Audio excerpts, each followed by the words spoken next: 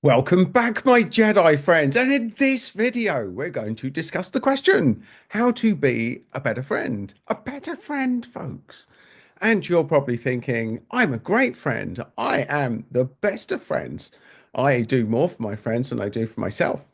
In fact, I don't need this video. And yet, for some reason, you're still watching it. If you're still here, folks, then let us continue. Let us continue on this road because there's a few things as somebody who's slightly longer in the tooth that I've learned along the way that I wish I'd known. What would I do if went back to my 20-year-old self and said, look, I know you think you're doing really good here. How could you improve? How could you improve your friend performance, my Jedi friend?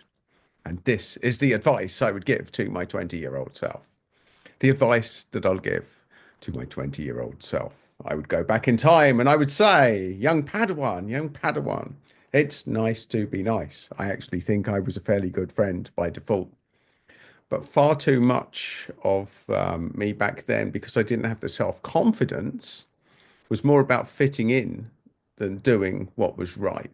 Now, this is a really important thing. This is where to start. So many friends, they're having a bad time. They've had a bad time. They want a sympathetic ear. You give them a sympathetic ear. They appreciate sympathetic ear. Now, most of the time, that's a good thing. Most of the time, that's a good thing, folks. But here's a case. If you've got a friend that's trapped in a toxic relationship and they keep giving off about their partner and you keep sympathizing with them, well, that's good for the first, I don't know, 10, 20, even 30 times. But at what stage as a friend is it your duty to give them a kick up the arse so that when they come back with the next tale of how they've been stitched up or abused or fucked over, you stop being sympathetic to them and start asking the real questions like, what the fuck are you doing with this person? You know, you obviously like it at some level to be putting up with it. And a lot of good people get stuck in toxic relationships. And not only that, it's an enabler. This is an enabler, folks. This is called woundology. And I wish I'd known about this earlier. A lot of people take the most painful things that's happened into their life and they open these wounds in public as a way of getting sympathy. Now, this is something that you should be very aware of. And this is the toxicity within friendships that you can find. That some people, they don't want to be helped. They want to use their wounds to open them in front of you to elicit more sympathy from everyone else and anyone else in the room. Now, here's the symptoms for these people that you need to keep your eye on. You tell them something bad that's happened to you, and they've got a story of something worse that happened to them. Now, if that happens once or twice, that's fair enough. But if it's happening all the time, they're the people to watch out for.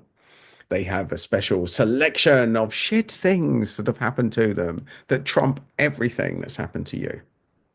They'll almost belittle the worst things that happen to you because they have had it so much worse. So ask yourself, my Jedi friends, are you really being the friend to that person by giving them a sympathetic ear? Sometimes people need a kick up the arse. And if all they're looking to do is dump on you, and this is the dynamic, folks. Some people just want to dump. They don't want to sort things out. They don't want to resolve their problems. They just want to use it to draw energy, to draw people towards them. And this dynamic isn't necessarily because they're bad or nasty people. It's because they've only learned this set of tools and it's worked for them all of their life. And maybe the best thing in friendship you can do is give them a big, hard kick up the arse verbally and say, why are you putting up with it? You must like being in that relationship. You must like the abuse to be putting up with it as often as you do and coming back and sharing all of this with me. Have you done anything about it? No. Well, then you must like it. Challenge them. The trouble is, when you challenge it, you risk the friendship. But then, if you're risking the friendship, was it really a friendship in the first place? Or have you just enabled yourself to be an emotional dumping ground, folks? Because it's very easy to get friends when you become that emotional dumping ground. And when I look back, if I'm brutally honest with myself, I spent a lot of my 20s listening to shit from people who are no longer my friends. I was that emotional dumping ground. And the thing is, back then, when I look at it, because my health and fitness was at such a peak level, because I was super fit at the time, and because I was having a great life, then it didn't seem like there was anything wrong with that.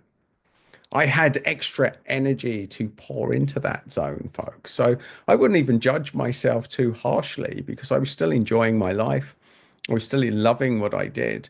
I just had a lot of time, energy for people that maybe had a slightly less fortunate run of the mill than I had, and I was loving my life. So, but if I was going back, I would make myself aware of that. Most of the people that you're spending most of the time listening to their bullshit are not going to be your friends in the long term. Now, that would have been sage advice because 95% of the time I spent listening to serious emotional shit, those people are no longer on my radar. And that includes my entire 20s and 30s, folks. My entire 20s and 30s, 95% of my time was wasted. And not only that, well, when I say wasted, it was wasted on them. Now, the fact is, because I am a pretty good listener and I have advanced skills in all sorts of things, I could have monetized that time. I could have been a counselor. I could have been a therapist. I gave it away for free, folks. I gave it away for free. So the advice I would have given myself is if you're going to be the way that you are, you may as well earn from it. Stop allowing people to take that for granted and start charging for it. So that's the advice that I would have given myself if I went back. You can make a lot of money through doing what you're going to do for free. And there it is, folks. You know, a lot of you are very good friends and you give away a premium service of you being great with people for free.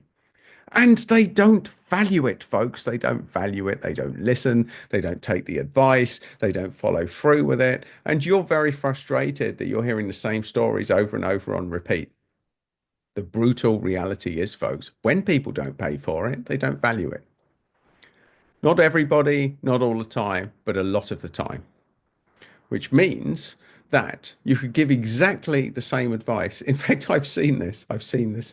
People paying to go on group courses. I've seen husband and wives go there, and the husband asks a question to the person running the workshop, and they give them an answer, and they go, "Oh my God, that's life-changing info." And there's their partner next to them, punching them, saying, "I've been telling you this for years."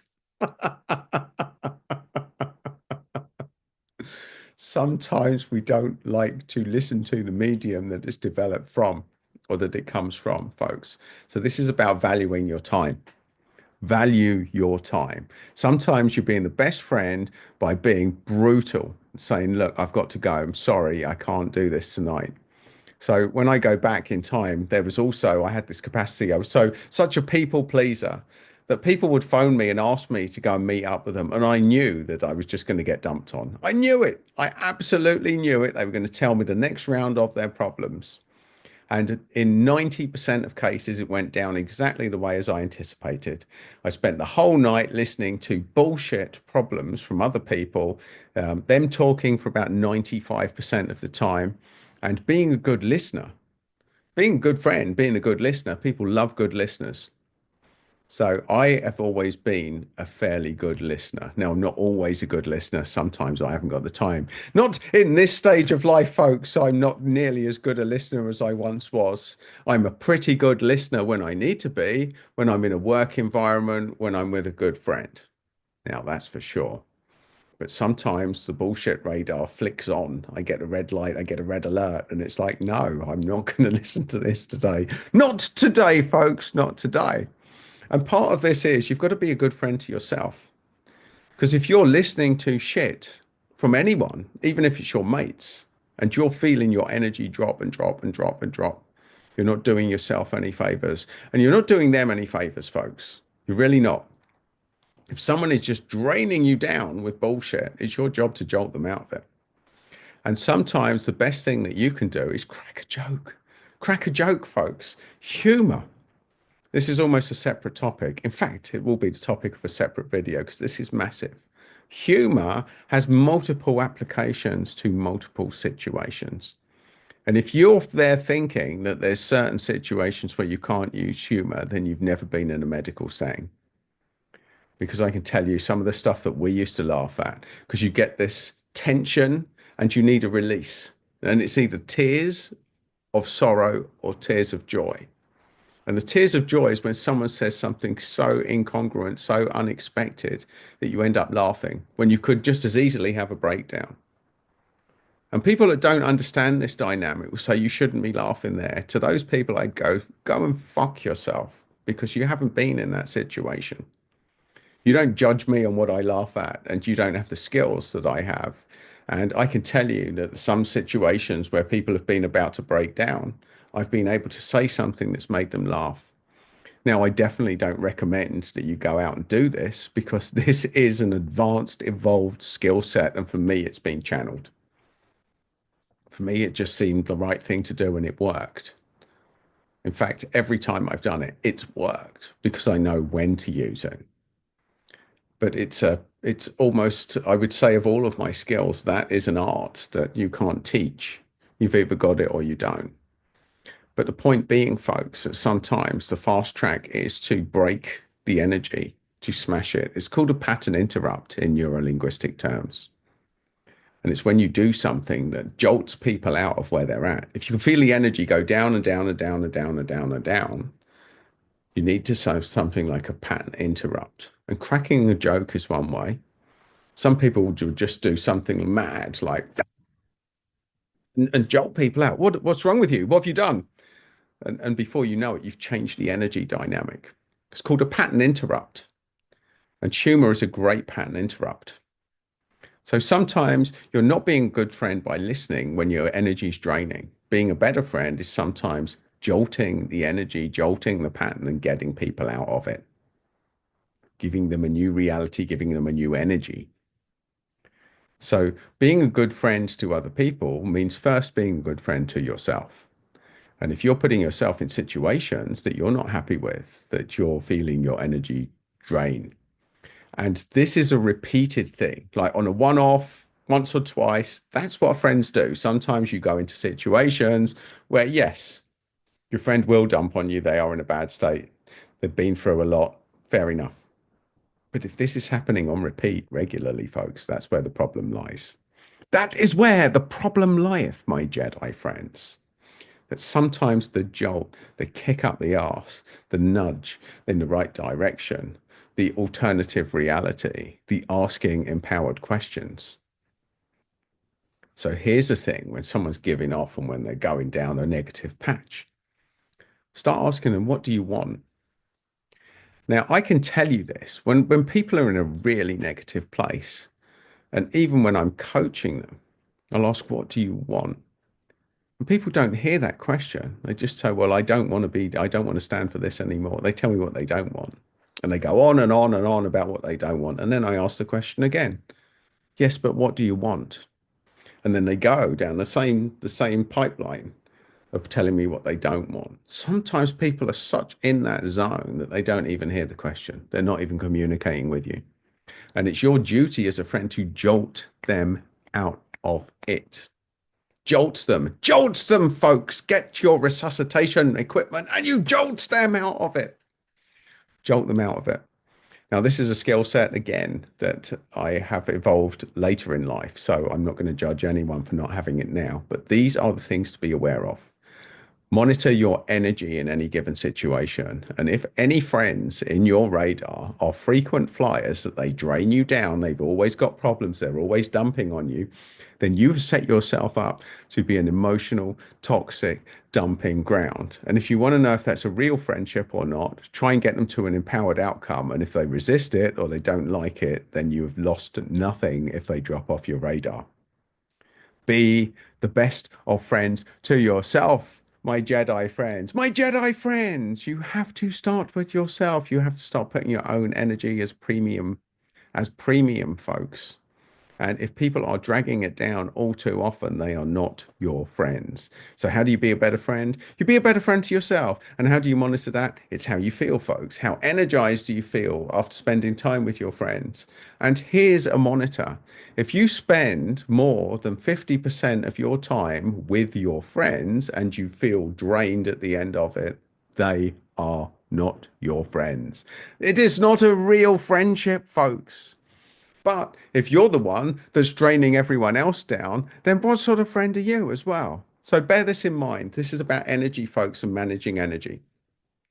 And if you're dumping on your friend and you're feeling energized at the end of it and they're drained and you're not monitoring that they're drained, then that is not friendship. You're not doing them a service. You're draining their energy for your own good. From an energy perspective, if you spend time with people, you want both energy levels to rise. And if that doesn't happen, then something's wrong. Narcissist, we've talked about this. This is what's going to happen. That's how they operate. They're going to pick you down. They're going to drain you. That's what narcissists do. But if that's happening with people that you call your friends, then they are not your friends, my Jedi friends. So there you go. There's my little ramble today on friendship. Hopefully, it will give you some sort of wake up call. It will give you some sort of realization so you don't have to do like I did and spend the best part of 20 years listening to people who not only were not my friends now, but they never were my friends. I just teed myself up to be an emotional dumping ground for fucking idiots for 20 years, folks. Do I have any regrets over it? No, I really don't, because I don't feel that in the bigger picture my energy was affected. And some of these situations I turned into comedy moments. I used to take the piss out of my friends. The friends that I had, we call them friends, the friends that I had where I had the wake up call, where they're always toxic, they're always draining, they used to start dumping on me and I used to start taking the piss out of them. That was how I was a good friend to them. I started taking the piss out of them. So we're less motivated to dump on me. And that's how I got around it, folks. That's how I got around it. And that's how you can get around it. So monitor your energy, monitor how you feel. Notice the frequent flyers, folks, the people who more often than not are draining versus giving. And if that's the case, then question the friendship, question the dynamic, and question your life, quite frankly, my Jedi friends. And on that note, on that bombshell, you will go out and find better friends, or you will go out and be energized, and you will subscribe to the channel if you haven't already, which you can do just there, folks. And there's another little piece of the jigsaw just there. So, my Jedi friends, go out, find better people, change your life, love yourself better. Don't stand for anyone shitting on you, and have fun when you do all of this.